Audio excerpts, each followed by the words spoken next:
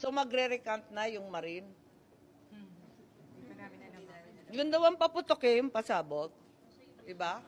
At saka, yung 17 congressman na lang ang hahatakin. Hindi na star witness ang aking pinsan. Yun ata yung original plan eh. You have information na hindi po darating si Nagbago ata isip, nahiya din sa sarili. nagbago ang isip, hindi na a-attend ang information ninyo. Kasi ang dating narinig ko, magiging state witness, siya ang magiging star witness, bibigyan ng witness protection. Pwede ba naman yun? Linuloko na tayo ng lubus-lubusan. Thank you, ma'am. Yeah, but that's the original plan. But that's not what's gonna happen. Ang mangyayari ngayon, magre-recant ang mga testigo. Panoorin ninyo, sigurado ako dyan.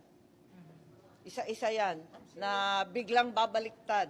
Dahil pre-measure, tinakot ang pamilya, at halos tinutukan ang asawa at anak. Sino yung magre-recant?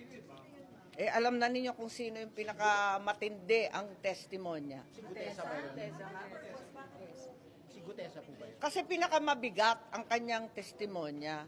Dahil doon, may personal knowledge at matapang na ibinunyag ang lahat. Talaga naman, tinakot ng todo-todo ang mga pobreng testigo. Hindi tama itong gawain nila. Ma'am, si Gutesa lang ba or may iba pang witness na magre-recant? Sorry? Syempre, klarong-klaro talaga. At alam naman namin na may iba pang mga testigo na pinipigilan na magsalita at ayaw kumbidahin. Ma'am, to clarify, si Gutesa Sa palagay ko, kahit ano pang mag-recant dyan, kahit ano pang mangyari, kahit si Gutesa man at yung iba pang Marines ay magbaliktaran. Di ba sinisiraan na siya, naumpisahan na peke daw, yung nag-notarize, nag-falsify daw, kung ano-ano ang sinasabi.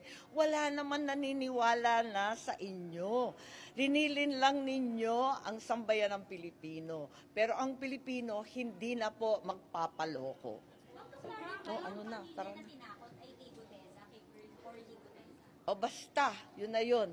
Abangan na lang ang susunod na kabanata. So nakita na siya, ma'am? Ha? Si Gutesa nakita na. Basta, oo. Basta alam ko na magbabaliktaran ang mga testigo, asahan ninyo, tinakot ng tinakot. Tapos, yung mga gustong magsalita pa ay itinago o talagang sinabihan na huwag nang magsalita. Pero ang buong kapulungan nalalaman ng katotohanan. Nakita naman natin ang daan-daang namatay sa flood control. Nakita naman natin ang mga bahay na nasira. Alam naman natin ang katiwalian at kilala natin ang mga mukha ng mga gumawa.